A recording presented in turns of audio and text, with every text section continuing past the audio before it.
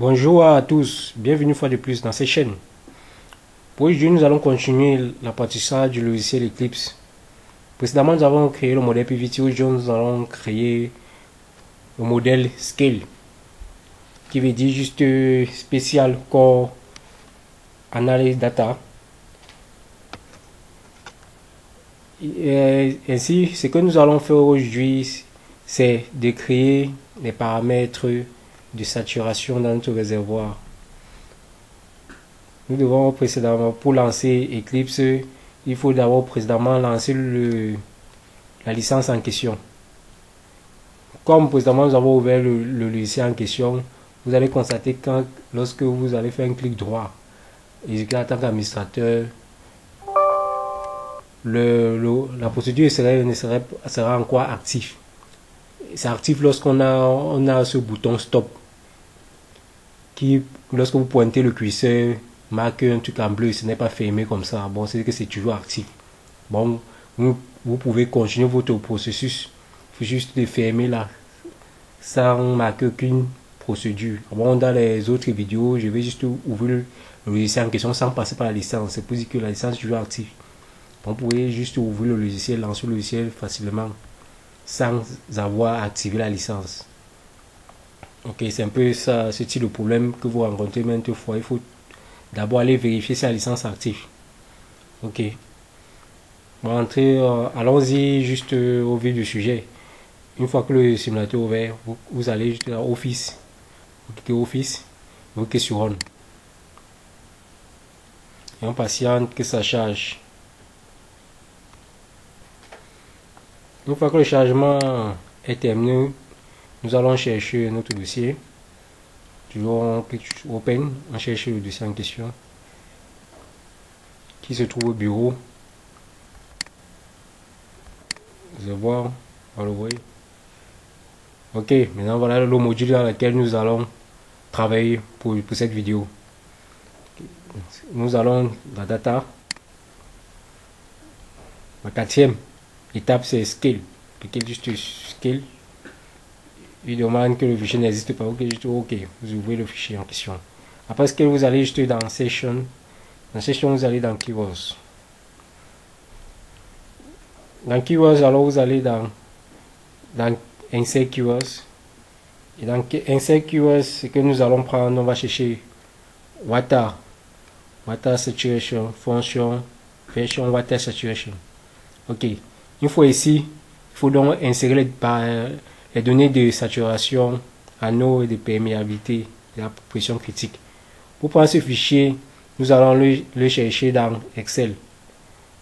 Et ce fichier Excel se trouve dans notre bureau. Nous allons réduire tout ça, aller chercher notre fichier Excel. Voici ces failles. Je vais mettre ce fichier juste en dessous de cette vidéo. Si vous allez juste aller le télécharger. Ok. Bon, nous allons ouvrir le fichier, copier juste ces valeurs. Bon, vous maintenez la contrôle et vous sélectionnez tous les données et vous cliquez sur copier. Une fois que cela a été copié, vous allez juste dans Scale, Keywords, vous venez ici, saturation, vous voyez le changement du curseur, vous faites un clic droit.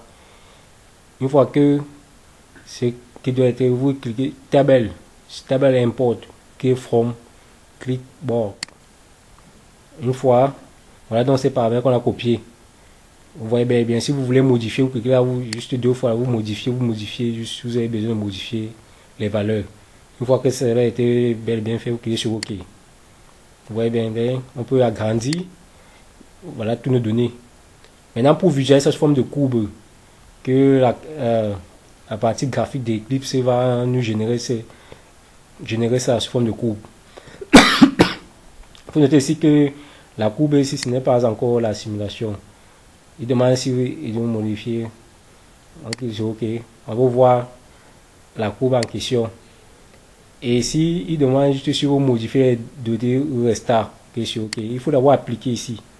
On applique donc et on va voir si la courbe en question. Et bon, le message qu'il a envoyé là, c'est c'est un message d'erreur au cas où vous n'avez pas appliqué sur clic et que vous voulez, et sur apply et que vous voulez voir la courbe en question. Ok, ici, cette courbe-ci, c'est juste le résultat de ces différentes valeurs qui étaient générées par la carte graphique Eclipse. Bon, c'est un peu ce résultat-là.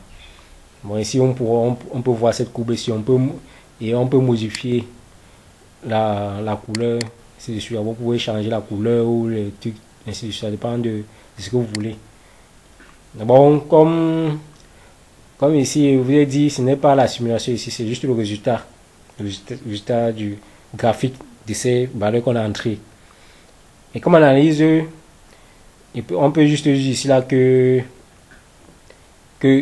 ici, la courbe en rouge qui est matérialisée ici, ça matérialise la perméabilité relative à nul. La courbe en vert, perméabilité relative en nul plutôt, et la courbe en rouge en eau. Et ici, en bleu, c'est la pression critique. Ah bon, ce qu'on peut remarquer ici, c'est qu'au départ, comme vous voyez au départ, au niveau du début ici, nous constatons qu'on fait une comparaison entre les perméabilités relatives d'huile et d'eau. Nous pourrons constater qu'il y a, en termes de perméabilité relative, la perméabilité relative en eau est plus importante que celle de l'huile. Et comme cette importance-là inclut donc le fait que dans notre réservoir, l'huile est le fluide mouillant. Je vous envoie cette analyse. Allez regarder pour l'analyse de cette courbe ici, allez regarder le cours sur le gisement.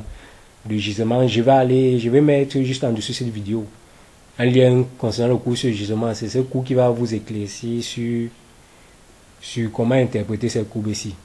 Mais les meilleurs paramètres ici à interpréter, c'est que au moment où, au départ, la perméabilité relative de l'huile et de l'eau change, vous devez voir l'évolution durant le premier jour. Quand il y a une grande quantité de perméabilité en eau, ça veut dire que c'est plutôt l'huile que le fluide mouillant. C'est-à-dire que l'huile est plus importante dans notre réservoir que l'eau. Et si qui matérialise de courbe ici, c'est le point de contact, si on l'appelle récurremment le point critique. C'est le point à laquelle la saturation en eau et en huile ont la même valeur. Ok. Et nous pouvons aussi constater qu'au moment où la perméabilité relative à huile diminue, celle de l'eau augmente. Ok. Bon, pour concernant les modifications, vous pourriez juste aller cliquer juste 2 fois, les modifier comme vous voulez. Et pour enregistrer ce graphe, vous cliquez juste sur Save. Et vous pouvez changer le nom. Le nom, on peut changer, on met graphe 1. Graphe 1. Cliquez sur Entrée et vous enregistrez. Juste. Une fois que c'est terminé, nous pourrons le fermer. Ok. Maintenant, nous allons continuer à insérer les keywords. Pour la suite, il faut juste aller dans keywords. Dans keywords, donc alors, une fois que vous êtes dans keywords ici, nous allons chercher un nouveau paramètre qui est la saturation function number.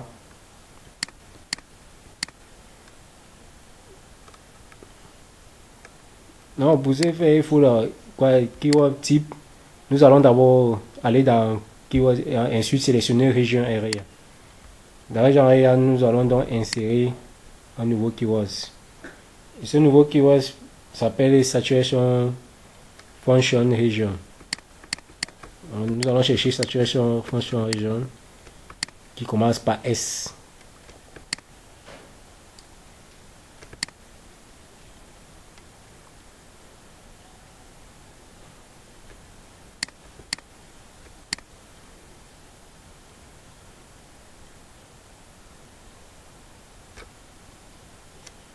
Voilà ça, saturation fonction region number. Cliquez là et vous allez donc insérer sa valeur. Nous allons mettre la valeur comme 1 et nous allons appliquer sur apply et close.